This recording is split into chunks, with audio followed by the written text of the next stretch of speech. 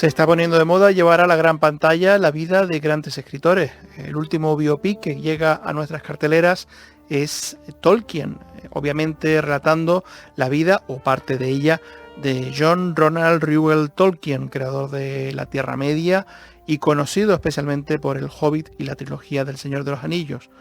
Para adentrarnos en la figura pues, del que es uno de los mayores escritores de referencia para la fantasía actual, contamos con la colaboración del escritor Carlos Eguren, autor de las novelas Hollow Hallows y las 3 entregas de la saga de Devon Crawford, El tiempo del príncipe pálido, Devon Crawford y los guardianes del infinito y La eternidad del infinito, esta última publicada el pasado mes de abril. Buenas noches, Carlos, bienvenido a Días de Radio. Hola, muy buenas noches. Bueno, encantado de tenerte con nosotros, pues en este caso primera ocasión que contamos contigo, y para hablar de Tolkien, uno de los autores sin duda de referencia pues para todos los que os dedicáis al género de la fantasía. Muchísimas gracias antes que nada por la invitación y desde luego para hablar de uno de mis escritores favoritos, que es Tolkien. Sin él, muchísimos autores no escribiríamos ni siquiera sobre ese género, porque para mí es el padre de ese género, de un género fantástico que fue capaz de reinventar a partir de la mitología nórdica y concebir algo nuevo. Y sí, hay muchos imitadores de Tolkien, pero es que él es único. Y yo creo que su vida es tan especial que hacía falta ya que hicieran un biopic. Sí, la verdad es que es curioso porque por vincularlo con uno de sus compañeros de Oxford, con C.S. Lewis, autor de las Crónicas de Narnia, ya de C.S. Lewis sí teníamos una especie de biopic, que era Tierras de Penumbra, que fue dirigida por Richard Attenborough, pero de Tolkien estábamos cojos en ese sentido. Quizás a lo mejor ahora el hecho de pues la popularidad que nunca le ha faltado, ¿no? Pero que ahora el cine, gracias a las adaptaciones de Peter Jackson o esa proximidad que tenemos de esa nueva serie de televisión de Amazon basada en su obra, pues quizás ahora tenemos una generación de espectadores quizás más, a lo mejor pues, más abiertos a acercarse a este biopic de la figura de Tolkien. Sí, por fin, después de mucho tiempo, porque incluso antes del Señor de los Anillos teníamos alguna alusión a la trilogía. Por ejemplo, me acuerdo de La historia interminable, que el personaje, el chaval era muy fan del Señor de los Anillos y se nombraba, pero no habíamos tenido la vida de Tolkien todavía en el cine. Y esta película parece que ha venido también con polémica porque la familia de Tolkien, que lleva el Tolkien Estate, que es un poco quienes se encargan del tema de los derechos, han dicho que ellos no han tenido nada que ver, que respetan, entre comillas, que se haya hecho la película, pero que no busquen que sea la historia fidedigna de este escritor. Y es más, hay ya en internet algunos de los fallos que parece que hay en cuanto a la vida de Tolkien en la película, como que el anillo de los Nibelungos le había inspirado, cuando Tolkien muchas veces negó esa referencia. Pero bueno, es un primer acercamiento, y hace poco también me acuerdo que en la serie de Leyendas del Mañana, que es una de estas series del universo DC, aparece en uno de los capítulos gracias a un viaje en el tiempo, así que en el fondo se ve que se está reivindicando su figura y cada vez con más fuerza en la ficción, así que por mí muy contento de que también se acerque así al público en general. Bueno, en general, por lo que hemos podido ver en el tráiler de la película, sí es verdad que bueno, utilizan ese recurso habitual de los biopics, que es intentar vincular de alguna manera la vida personal del artista con su obra. O sea, de manera que aquellos acontecimientos que nos va narrando, en principio biográficos de Tolkien, pues van a tener un eco, o el espectador que conoce su obra pues va a ver el eco en sus novelas.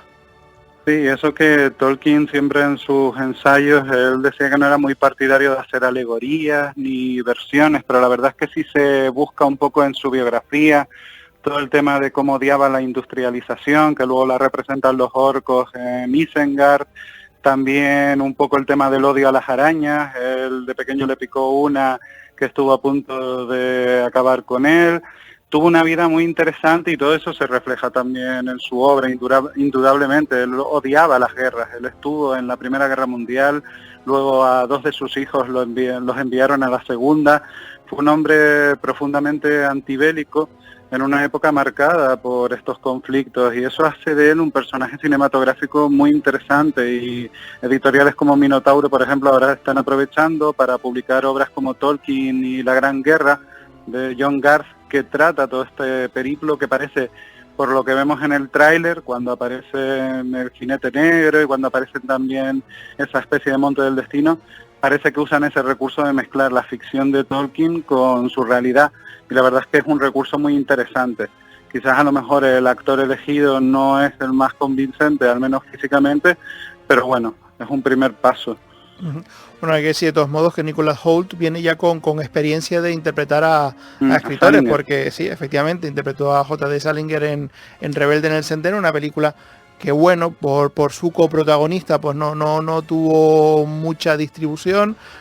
Fue, digamos, que película se vio afectada por digamos, toda la polémica que han vuelto al actor Kevin Spacey, y por eso quizás una cinta que ha pasado, la distribuidora no la ha querido dar demasiada promoción, pero bueno, llama la atención que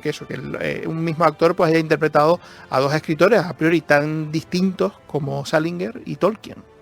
Sí, porque mientras que Salinger era este hombre un poco huraño, que odiaba las entrevistas y demás,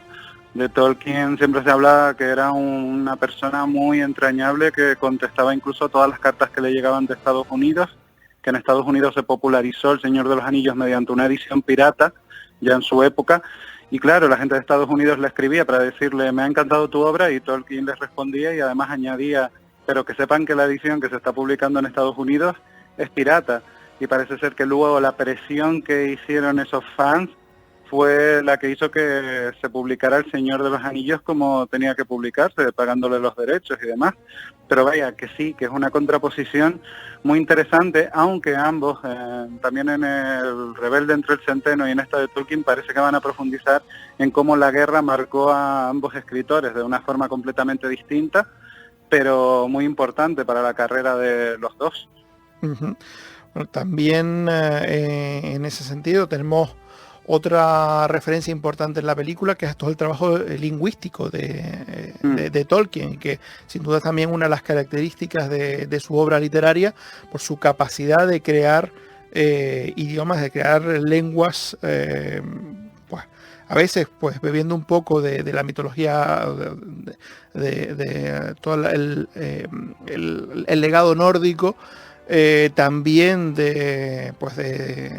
la zona de Gales, etcétera, de ahí rescatando elementos para crear muchos de sus idiomas inventados, ¿no? Sí, Tolkien era un filólogo único, un profesor de universidad que desde pequeño estaba fascinado con las lenguas, las inventaba, jugaba con ellas, veía en la lengua un material único para su trabajo. Y es curioso porque muchas personas piensan, él creó El Señor de los Anillos, ese mundo fantástico, y luego incluyó las lenguas. Y no, realmente el origen del Señor de los Anillos está en que él inventó esas lenguas, y luego para explicar cómo esas lenguas habían evolucionado, se habían modificado, habían producido una serie de modificaciones con el tiempo, él inventó a los pueblos que hablaban esas lenguas y poco a poco fue confeccionando la historia, pero fue justo a través de esas lenguas. Y cuando nosotros leemos El Señor de los Anillos, vemos esas largas canciones en el lenguaje élfico, o vemos inscripciones de los enanos para entrar en sus minas y demás. Realmente se nota el amor que Tolkien tenía por las lenguas, también, por ejemplo, con Bárbol, que era uno de esos ents, de esos árboles que aprendieron a hablar porque los elfos les hablaban antes de la Primera Edad. Pues todo eso se produce porque Tolkien amaba las lenguas y luego inventó una historia para ellas. Yo creo que eso es lo que marca la diferencia con muchos otros autores de fantasía, que ellos se inventan sus historias con su tema artúrico, con sus temas tipo Crónicas de la Dragonlance, pero luego se inventan la lengua. En cambio, él fue completamente al revés, y es muy interesante, y espero que en la película esto lo hayan reflejado de una forma también interesante. Parece que por una de las escenas que comparte con la actriz que hace de su esposa, con Lily Collins, que interpreta a Edith, la mujer de Tolkien, parece que eso se ha respetado. Bueno, hay que decir de todos modos que, o sea, la labor de Tolkien ha sido tal y su influencia ha sido también ese apartado lingüístico tan importante, que hay de hecho lingüistas y aficionados que se han dedicado a seguir evolucionando, seguir trabajando con esas lenguas creadas por Tolkien. O sea que no estamos hablando en este caso de lenguas muertas, sino de lenguas que siguen estando vivas porque siguen estando en uso. Es interesante porque esas lenguas son completamente... Sí, son artificiales, bueno, como casi todas las lenguas, ya sabemos las diferentes teorías, pero se puede hablar perfectamente. En otros libros de fantasía no dejan de ser ruidos y palabras un poco aleatorias creadas por el autor, pero aquí tienen su raíz, sus declinaciones, sus derivaciones, sus gentilicios, sus dativos, todo. Y además es muy interesante porque, por ejemplo, hoy en día todo el mundo dice George R.R. Martin, el autor de de Canción de Fuego y Hielo, de Juego de Tronos, ha inventado un mundo increíble, pero por ejemplo él no incluye lenguas en su mundo. Por ejemplo, cuando hablan los Dothraki, directamente se traduce, no incluye la lengua que se ha visto luego en la serie de HBO, que eso lo inventó un lingüista. Con lo cual vemos que Tolkien creó escuelas, pero que no todo el mundo es capaz de seguir esa escuela de creación a un nivel que sí, es casi obsesivo, porque puedes llegar a estudiar El Señor de los Anillos como si fuera un mundo real, porque tiene de todo, tiene historia, tiene cronologías, tiene lenguas, pero es que no todos los autores pueden hacer eso, y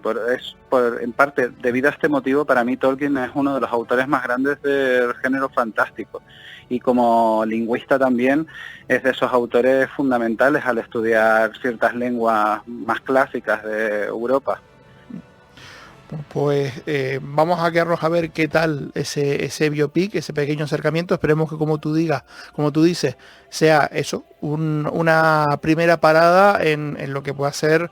pues un mayor interés por parte de la industria del cine, no solo en la obra de Tolkien, sino también en su propia vida, que sin duda pues da para hacer pues más de una trilogía. Así que también en ese sentido es desde luego puede ser una fuente de inspiración muy interesante para el séptimo arte. Esperemos que sí, tienen un montón de material, tienen el club de los Eklins, que eran varios escritores de la universidad, amigos de Tolkien. Yo creo que ahí hay un material genial para hacer una trilogía cinematográfica, o incluso para tratarlo de una forma más cercana a todo el público que está esperando descubrir más de estas historias sobre escritores que luego crean legados tan importantísimos.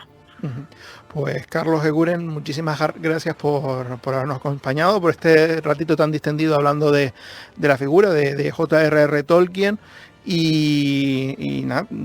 te convocamos para una próxima ocasión pues seguir hablando de estos mundos de fantasía, que seguro que tendremos ocasión para poder volver a hacerlo. Muchísimas gracias, ha sido un placer, y bueno, como diría Tolkien, un hasta luego en élfico, un namarie, y muchísimas gracias.